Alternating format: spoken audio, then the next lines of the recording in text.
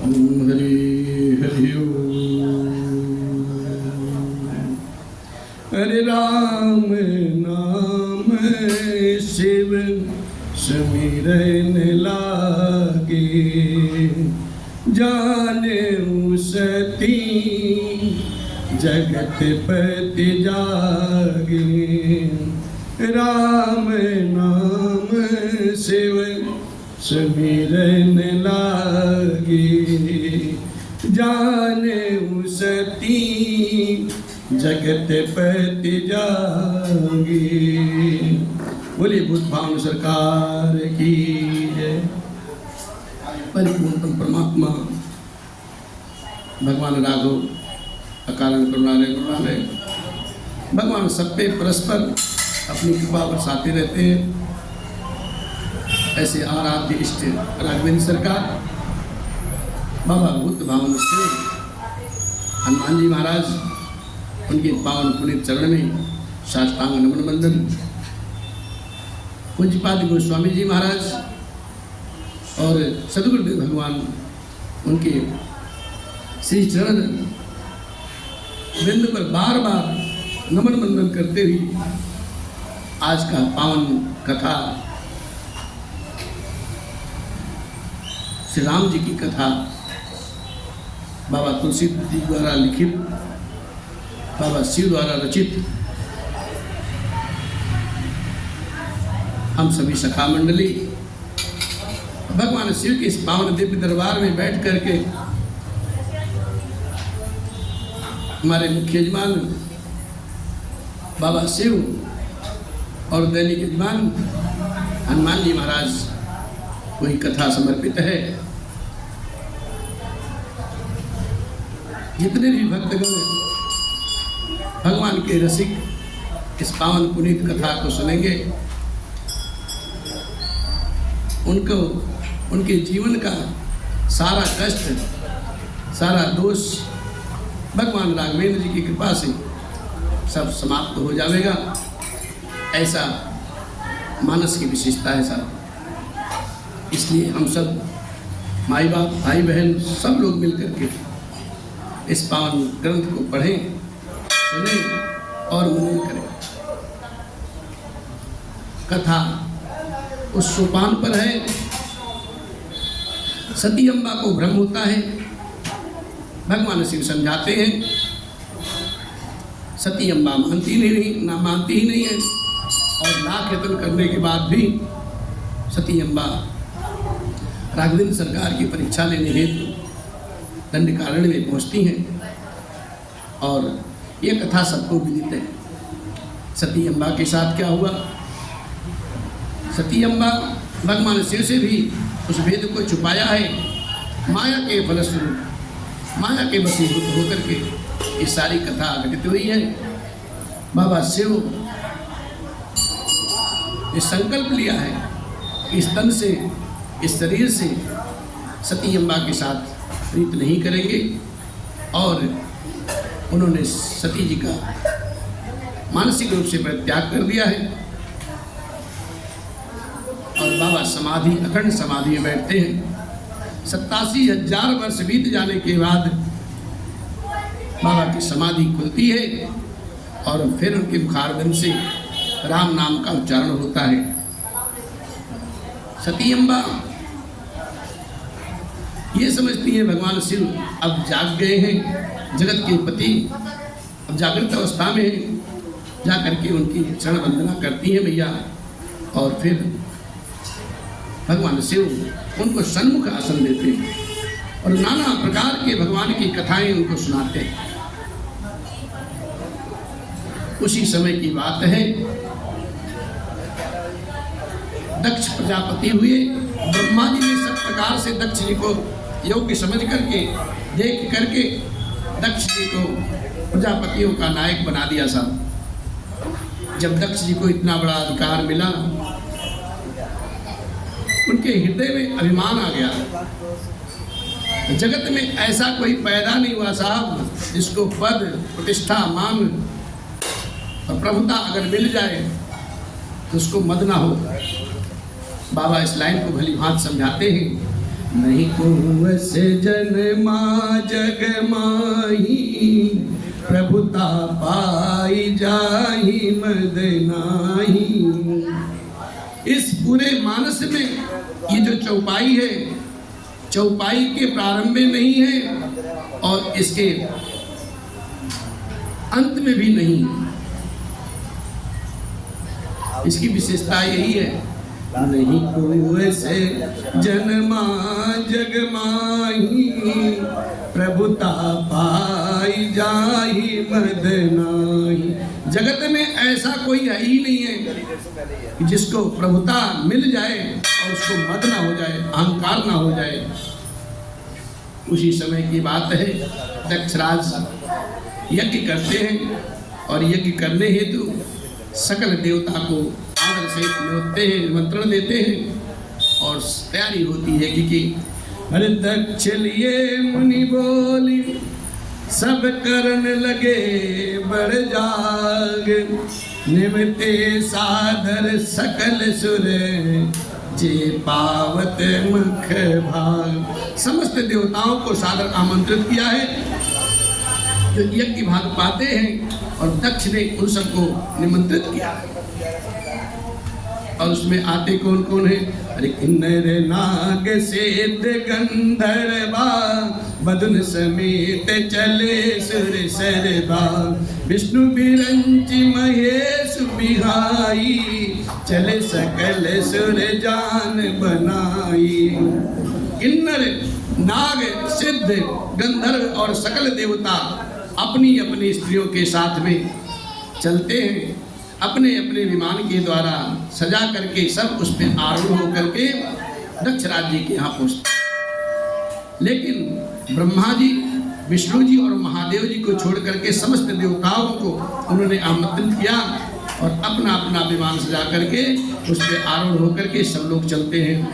सती जी आकाश मार्ग में जाते हुए विमान को देखती हैं और कौतूहल से पूछती हैं, अरे सती बिलो के व्योम विमाना, जात चले सुंदर विधिनाना, सुर सुंदरी करही कल गाना, सुनत समन छोटे मुनि ध्याना। पूछूं तब शिव कहूं बखानी, पिता यज्ञ सुन कुछ हरसानी। सती जी ने अनेकों प्रकार से सुंदर सुंदर विमान आकाश मार्ग में देखा और सारे आकाश मार्ग से विमान चले जा रहे हैं। देव सुंदरियां मधुर मधुर गाना गीत गाती हैं और जिन्हें सुन करके मुनियों का ध्यान भी भंग हो जाता है साहब। और सती अम्बा ने विमानों में देवताओं के जाने का कारण महादेव जी से पूछती हैं। तब महादेव जी कहते हैं, सारी बातें बताई और पिताजी के यज्ञ की बात जब सुन करके सती अम्बा प्रसन्न होती है और अपने हृदय में सोचती हैं, यदि बाबा महादेव हमको आज्ञा दे दे तो मैं इसी बहाने कुछ दिन अपने मायके जाकर के रह लूंगी। मेरा जो ये विरह है, कुछ वेदना मेरी कम हो जाएगी।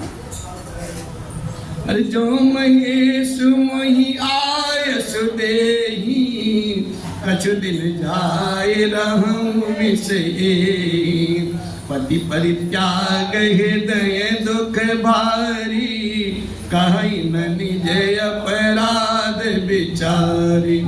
बोली सती मनोहर बानी, बयस कोच प्रेम रस सानी, बयस कोच प्रेम रस सानी।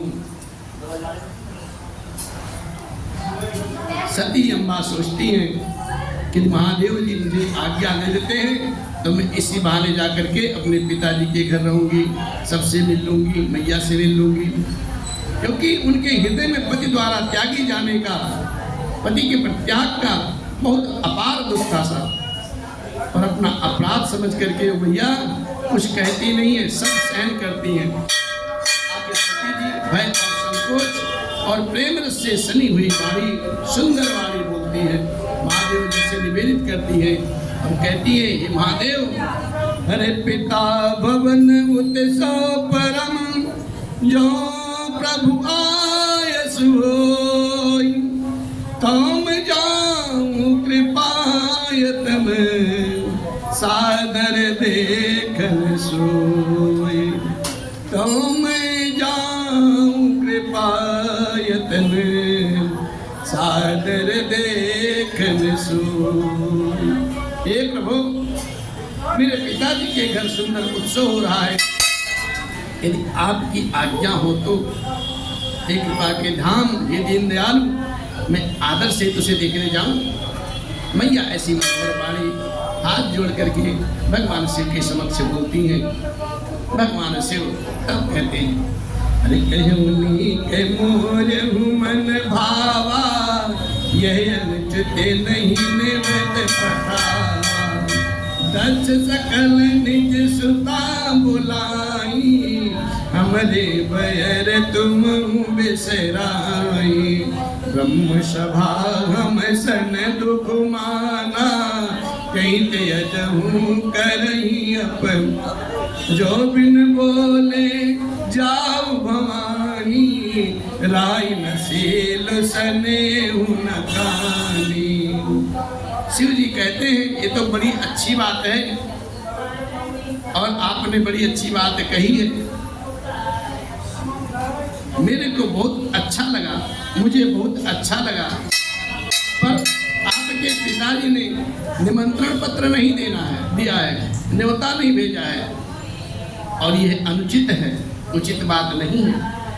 दक्ष ने अपनी सारी पुत्रियों को बुलवाया है, किंतु हमारे बैर के कारण से उन्होंने तुमको भी बुला दिया। ये बात कुछ सही नहीं है। एक बार ब्रह्मा जी की सभा में हमसे प्रसन्न हो गए थे, उसी से वे भी हमारा अपमान करते हैं। हे भवानी, हे देवी, यदि तुम बिना बुलावे वहां जाओगी तो ना शील स्नेह ही रहेगा और ना ही मान मर्यादा ही रहेगी, आपका अपमान ही होगा। और फिर भी नीति ऐसी कहती है कि यद्यपि मित्र प्रभु पितु गुरु गेहा, जाय बिनु बोलहु न संदेहा। तदपि विरोध मान जहाँ कोई, तहाँ गए कल्याण न होई। भांति अनेक शंभु समुझावा, भावी बस न ज्ञान बुरे। अरे कहाँ प्रभु जाऊं जो मी नहीं बुलाए, नहीं भली बात हमारे भाई, नहीं भली बात हमारे भाई। यद्यप इसमें संदेह नहीं कि मित्र, स्वामी, पिता और गुरु के घर कभी भी बिना बुलाए जाना चाहिए, तो भी जहाँ कोई विरोध मानता हो उस जगह पे जाने से कल्याण नहीं होता। शिव जी ने बहुत प्रकार से सती अम्बा को समझाया है, लेकिन भाभी कुछ और कराना चाहती है, हृदय में उनको बोध नहीं होता है। फिर शिव जी ने कहा, यदि तुम बिना बुलावे जाओगी तो हमारी समझ में बात अच्छी नहीं है। नाना प्रकार से बाबा शिव सती अम्बा को समझाते हैं, लेकिन सती अम्बा मानने वाली नहीं। उनके हृदय में उत्कंठा जगी है कि मुझे वहां जाना है। होनी तो होनी है साहब, होनी तो होके ही रहेगी। विधाता ने कुछ और ही लिखा है तो वो घटना घटेगी ही घटेगी, इसको कोई रोक नहीं पाएगा। बाबा ने अनेकों प्रकार समझाया, जब समझ गई देवी नहीं मानेंगी, तब कही देखा हर जतन बहु, राही न दक्ष कुमारी। दिए मुख्य गण संग तब, विदा कीन त्रिपुरारी। शिव जी ने बहुत प्रकार से समझा करके कह करके देख लिया है, किंतु जब सती जी किसी प्रकार से नहीं रुकती हैं, तब त्रिपुरारी महादेव जी ने अपने मुख्य गणों को साथ दे करके उनको विदा किया है। और फिर आगे की घटना, अरे पिता भवन जब गई भवानी, दक्ष त्रास काहू न सन्मानी। सादर भले ही मिली एक माता, भगिनी मिली बहुत मुस्काता। रचन का पूछे कुशलाता, सती बिलो की जरे वहाँ की स्थिति सती अम्बा जब पहुँचती हैं तो देखती हैं, जब पिताजी के घर पहुँचती हैं भवानी, दक्ष के डर के मारे किसी ने उनकी आवभगत सत्कार नहीं किया, केवल मैया ही बड़े आदर से मिली। और जो उनकी बहनें थीं वो सारी कुटिल मुस्कान के साथ मिलती हैं, रहस्यमयी मुस्कान के साथ। और फिर दक्ष ने उनकी कुछ कुशल तक ही नहीं पूछी, सती को देख करके उनके सारे अंग जलने लगे, क्रोधित हो गए।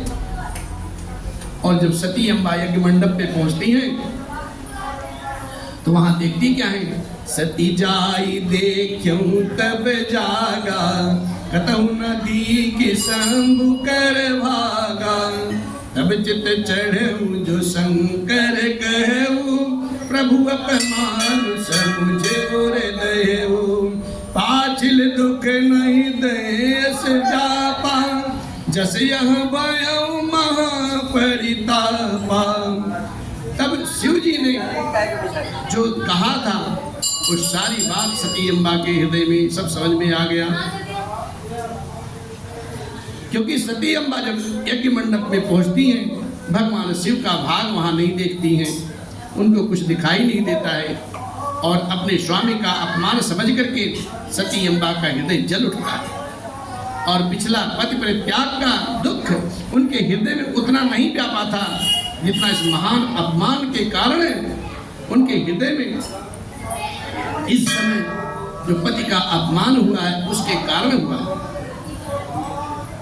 नीति ऐसी कहती है कि यद्यपि जग दारुण दुख नाना, सबके कठिन जाति अपमाना, समुझ जो सती भयहु उर क्रोधा, बहुविधि जननी कीन्ही प्रबोधा, समुझ जो सती भयहु अति क्रोधा, बहुविधि जननी कीन्ही प्रबोधा।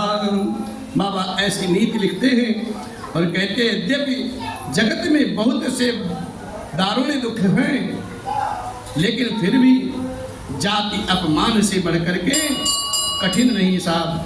ऐसा जाति अपमान जो है सबसे बड़ा कठिन दुख है। ये समझ करके सती अम्बा को बड़ा क्रोध आता है। माता ने उन्हें बहुत प्रकार से समझाया बुझाया, फिर मैया को क्रोध होता है और फिर आगे कहती हैं, शिव अपमान न जाई सही, हृदय न हो ये प्रबोध, सकल सब ही हटकी तब बोले बचन सक्रोध। मैया का शरीर कांपने लगा, अंग जलने से लगे, परंतु उनसे शिव जी का अपमान सहा नहीं गया। इससे उनके हृदय में कुछ भी ज्ञात नहीं हुआ, कुछ भी प्रबोध नहीं हुआ। तब सारी सभा को हठपूर्वक डपट करके डांट करके क्रोध भरे वचन में बोलती हैं, क्या? अरे सुनहु सभासद सकल मुनिंदा, कही सुनी जिन शंकर निंदा, सफल तुरत लाभ सब काहू, भले बात पछताव पिताऊ, संत शंभु श्रीपति अपबादा, सुनई तहाँ जस अहि मर जादा, काटिए तास जीव जो बसाई, समन मूत नत चलई पराई, जगदाता मां महेश पुरारी, जगत जनन सबके हितकारी, पिता मंदमति निंदत तेहि, दक्ष शुक्र संभव यह देहि, तजी हम तुरत देखते ये तो, उर्धर चंद्र मौल वृष के तो, अस कहीं जोग यगिनी तनु जारा, हाँ अस कहीं जोग यगिनी तनु जारा, भयहु सकल मखहाकारा, भयहु सकल मखहाकारा। सती अम्बा डांट करके क्रोध भरी वाणी में बोलती हैं, हे सभासदों और हे सब मुनीश्वरों सुनो, जिन लोगों ने आज शिव जी की निंदा की या सुनी है, उन सबको आज उसका फल तुरंत ही मिलेगा। और मेरे पिता दक्ष भी इस भली बात को समझ करके देख करके पछताएंगे।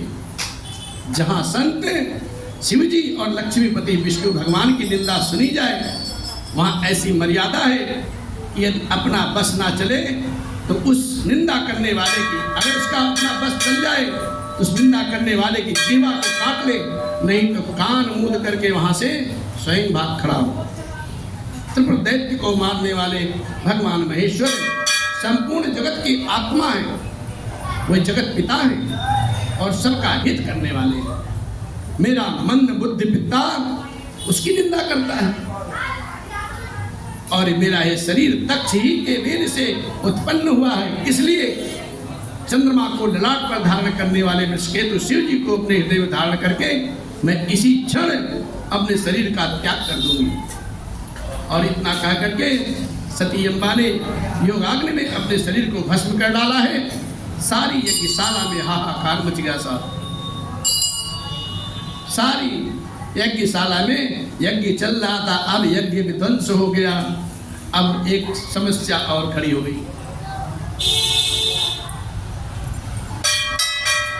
भगवान शिव को जब ऐसा समाचार मिलता है, भगवान शिव क्रोधित हो जाते हैं और अपने गण को भेजते हैं, तुरंत तत्काल जाकर के यज्ञ के विध्वंस कर देते हैं। सती मरण सुनि शंभुगन लगे करन मख खीस, यज्ञ विध्वंस बिलो की प्रभु रक्षा कीन मुनीस।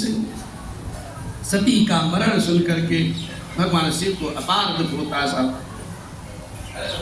भगवान शिव के जो यज्ञ जो गण गए थे उस यज्ञ को विध्वंस करने लगे।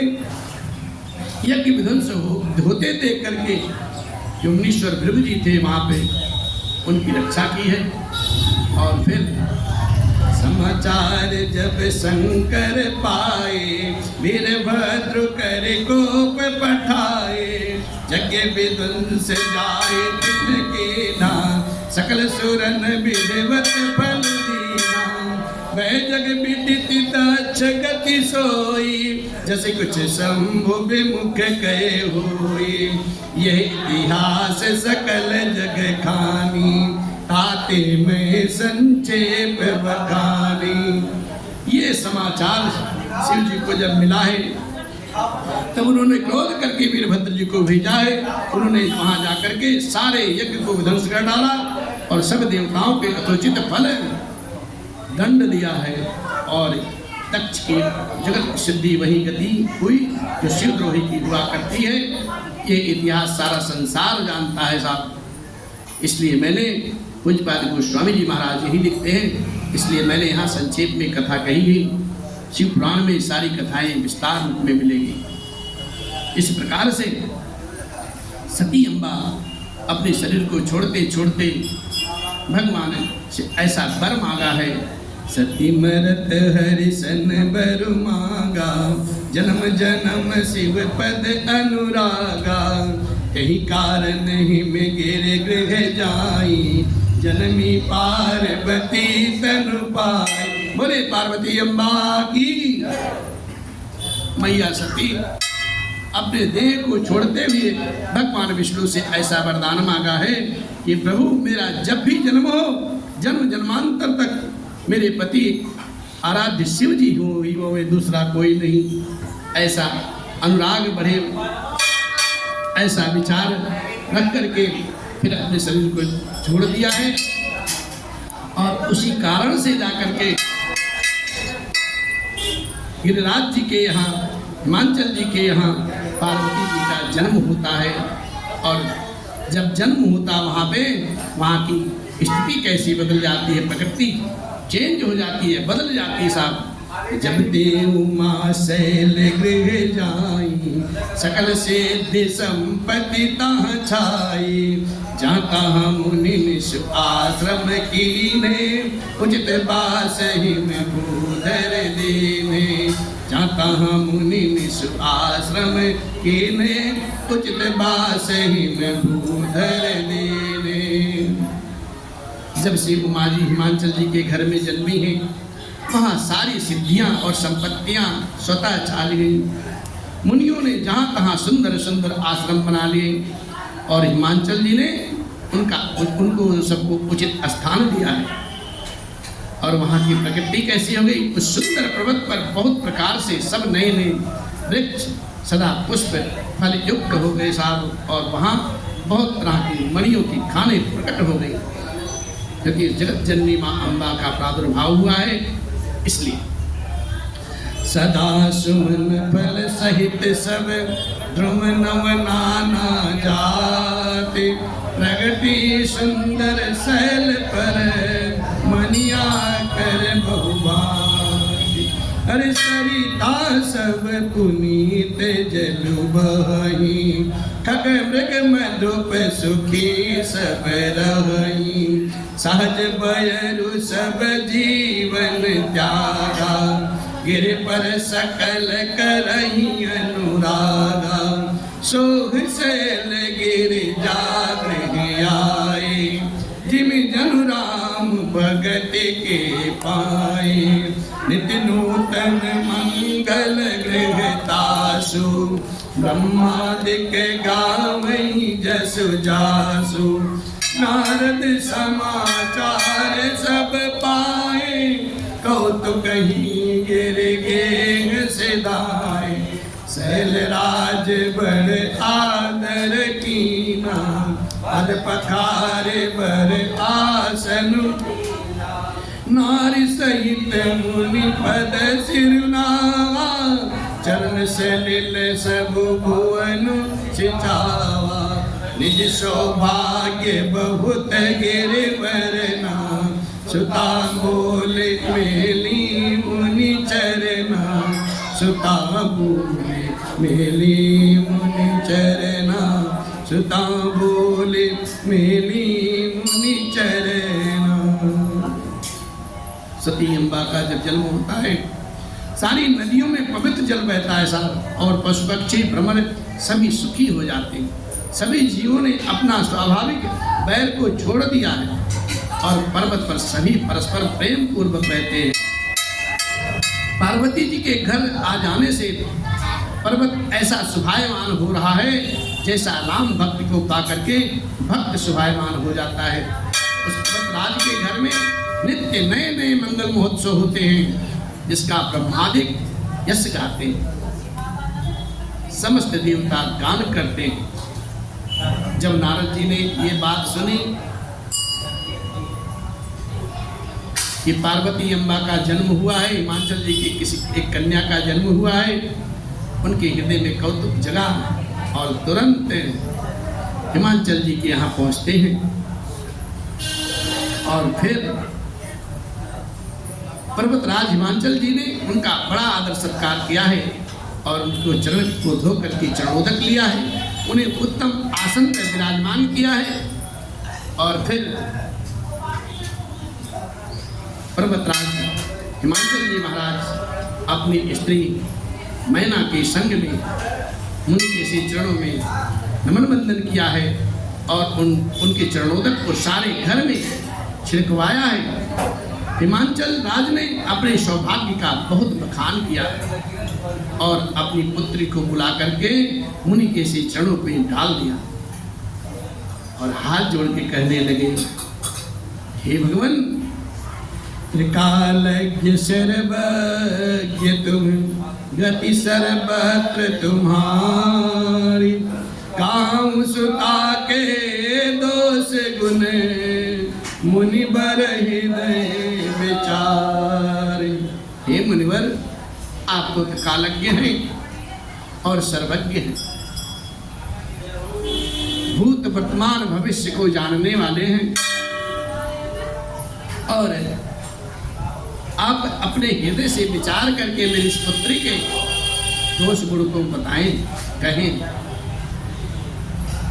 ऐसी बात सुनकर के नारद जी महाराज मुस्कुराते हैं और रहस्य युक्त कोमल वाणी में कहा, अरे कह पुनि बिहसी गूढ़ मृदुबानी, सुता तुम्हारे सकल गुण खानी। सुंदर सहज सुशील सयानी, नाम मायंबिका भवानी। सब लक्षण संपन्न कुमारी, कोई अरे सदाय चल यही कर यही बाता, यही तेजस पई यही पे तो माता, वो यही पूज सकल जग माई, यही सेवत कछु दुर्लभ नाहि, यही कर नाम सुमिर संसारा, प्रिय चढ़ यही पतिव्रत सिधारा, शैल सुलक्षण सुता तुम्हारी, सुनहु जे अब गुण द्वैचारी।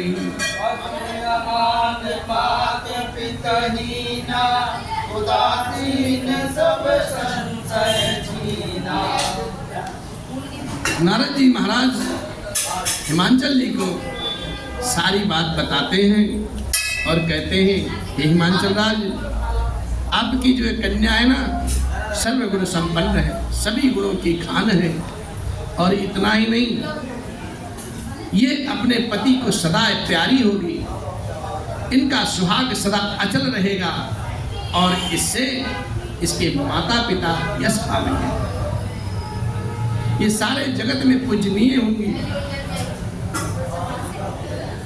इनकी सेवा करने से साधक को कुछ भी दुर्लभ नहीं होगा साहब, सब सुलभ हो जाएगा। संसार में स्त्रियां इनका नाम स्मरण करके पतिव्रत रूपी तलवार की धार पर चढ़ जाएंगे। हे पर्वतराज, तुम्हारी कन्या सुलक्षणी है। अब नारद जी ने अच्छी अच्छी बात बताई है। पर्वतराज हिमांचल जी महाराज और मैना मैया सुन के सब गदगद हो रहे हैं, खुश हो रहे हैं, प्रसन्न हो रहे हैं। अब नारद जी कहते हैं अच्छी अच्छी बात बताई है, अब सुनो, दो चार अवगुण भी हैं। बोले अवगुण? बोले हाँ अवगुण भी है। बोले प्रभु क्या? बोले सुनिए। अवगुण ये है, अगुण अमान मातु पितु हीना, उदासीन सब संशय छीना। गुणहीन, मानहीन, माता पिता विहीन, उदासीन, संशयहीन, लापरवाह। बोले तो? बोले अभी खत्म नहीं हुआ। जोगी जटिल अकाम मन, नगन अमंगल बेश, अस स्वामी यही कहाँ मिले, हस्त असिरेख। नारद भगवान बिटिया के हस्त रेखा को पढ़ करके बताते हैं, जो आचार्य महाराज जी हैं और समस्त देवताओं के पथ प्रदर्शक भी हैं, पुरोहित भी हैं। तो नारद जी कहते हैं योगी होगा, जटाधारी होगा, निष्काम हृदय, नंगा होगा और अमंगल वेश वाला, ऐसा पति इसको मिलेगा। इसके हाथ की रेखाएं ऐसी ऐसी बातें बोल रही। जब इतनी बात हिमांचल जी महाराज को मैना जी सुनती हैं तो सन्न रह जाते हैं। और नारद जी फिर आगे कहते हैं।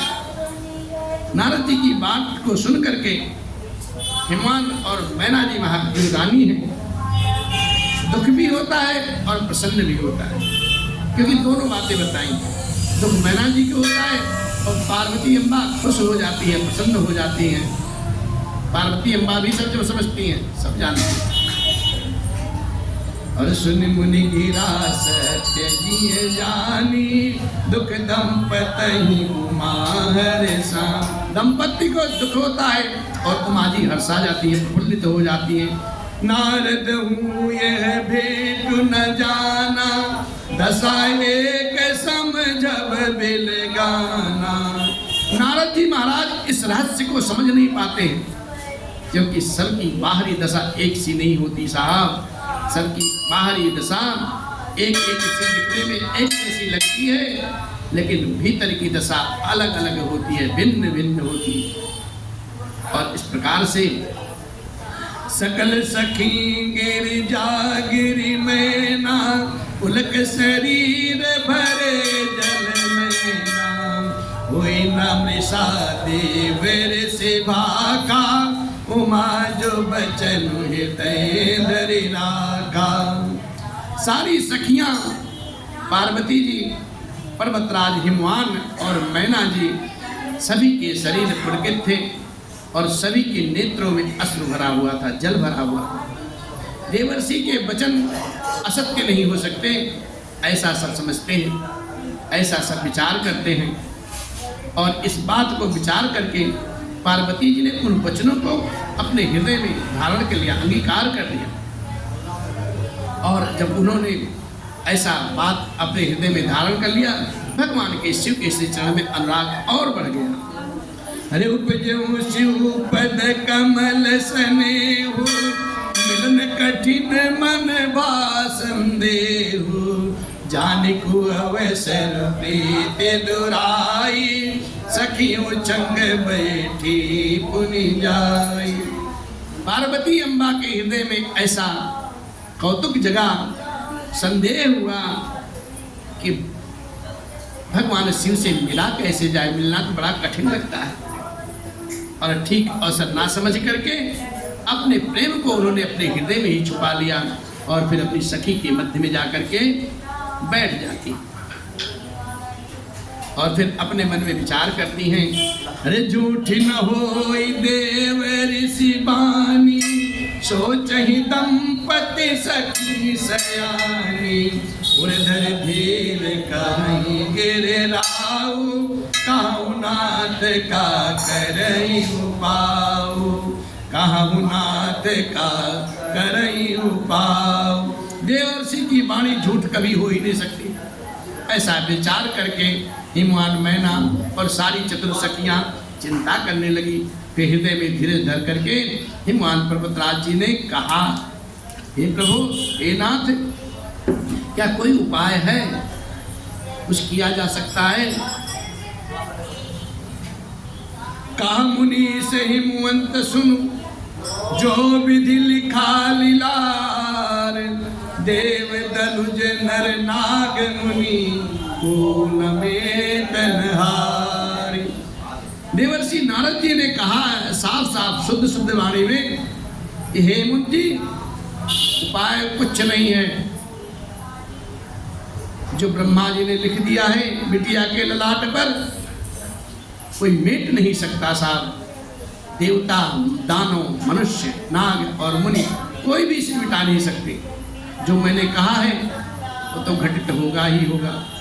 अरे तदपि एक मई कहूँ उपाय, कोई करे जो देव सहाय, जस बर में बरन्यू तुम पाई, मिलयू मई तस संशय नाय।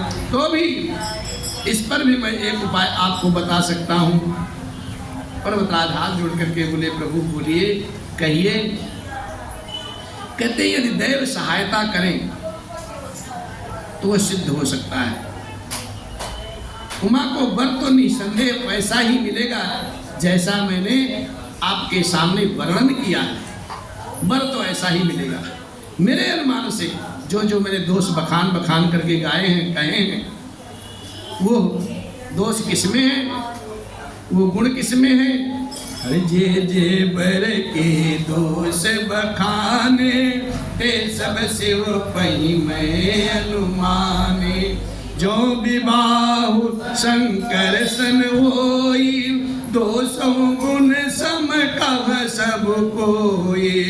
जो यही सेज शयन हरि करही, बुध कछति न कर दोष न धरई। भानु कृषान सरबरस खाई, तिनका मंद कहत को नाई। शुभ अरु अशुभ सलिल को अपनी तिन। अरे समर्थ कहूँ नहीं दोष गोसाई, रवि पावक सुर सर की नाई, समर्थ कहूँ नहीं दोष गोसाई, रवि पावक सुर सर की नाई। नारद भगवान कहते हैं कि जैसे मैंने दोष को बखान बखान के कहा है, मेरे अनुमान से ये सभी शिव जी के लक्षण हैं। यदि शिव जी के साथ विवाह हो जाए तो दोषों को भी सब लोग गुणों के समान समझ लेंगे, कहेंगे। जैसे भगवान श्री हरि शेषनाग की सैया पर सोते हैं तो भी सज्जन लोग, पंडित लोग उन्हें कोई दोष नहीं लगाते। सूर्य और अग्नि अच्छे बुरे सभी रसों का भक्षण करते हैं, परंतु उनको कोई बुरा नहीं कहता साहब। सूर्य की किरण हर समान हर जगह पर पड़ती, पवित्र जगह पे, अपवित्र स्थान पर भी। अग्नि का काम जलाने का है, वो भी हर जगह समान प्रकार से देती है। अग्नि अपना काम वही करती है। इस प्रकार से गंगा जी में शुभ और अशुभ सभी जल बहते हैं, पर उसको कोई अपवित्र नहीं कहता साहब। सूर्य, अग्नि और गंगा जी भली भांत सबको, समर्थ को कुछ दोष नहीं लगा सकते, समर्थ को नहीं दोष गोसाई, अरे पावक सुर सर की नाई। सूर्य, अग्नि और नदी। नारद जी महाराज फिर कहते हैं, जो असही साकर ही नर जड़ विवेक अभिमान, पर ही कल्प भर नरक महु जीव की से समान। यदि मूर्ख मनुष्य ज्ञान के अभिमान से इस प्रकार की होड़ करते हैं तो कल्प भर के लिए नरक में भी पड़े रहते हैं। भला कहीं जीव भी ईश्वर के समान हो सकता है? सर्वथा स्वतंत्र हो सकता है क्या? नहीं हो सकता साहब। और इस प्रकार से सरसरी जल कृते बारो न जाना, कबहु न संत करहि तेहि पाना। सरसरी मिले सो पावन जैसे, इसे अनीस ही अंतर तैसे। गंगा जल से बनाई हुई मदिरा, कितनी अच्छी बात लिखते हैं। मदिरा गंगा जल से मिला के बनाई जाए तो संत लोग उसका कभी पान नहीं करते साहब। पर वही गंगा जल, वही गंगा जी में अगर मिल जाए मदिरा, बात समझने की है।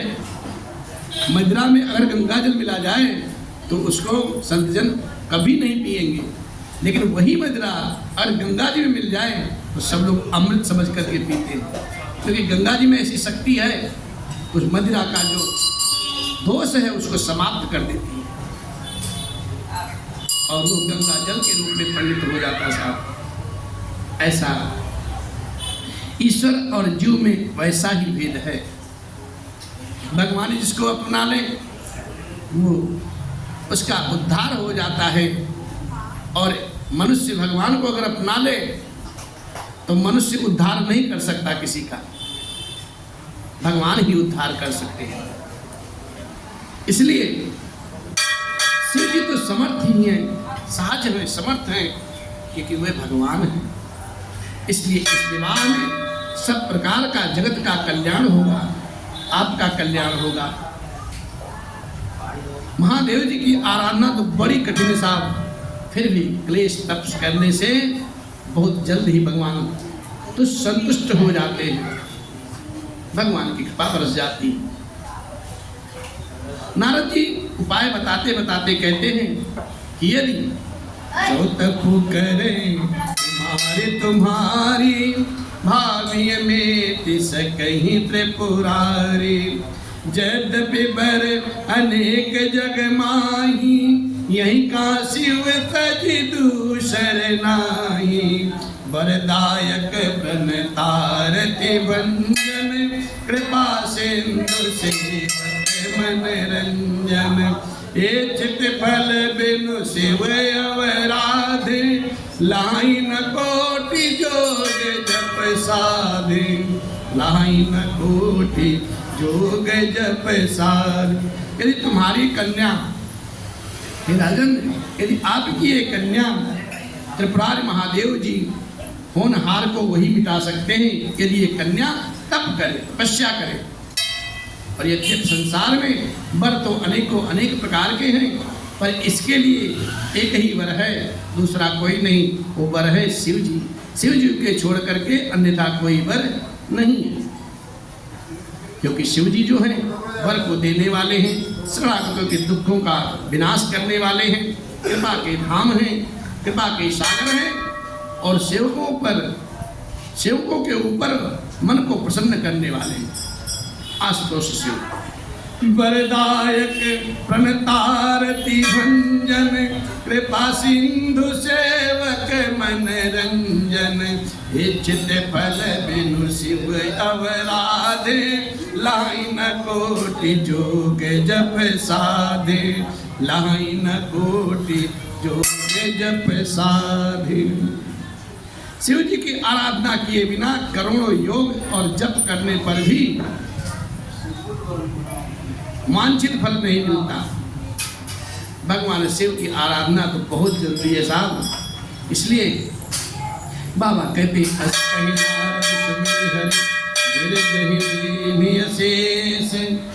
यही है कल्याण अब संशय तजहु गिरीश।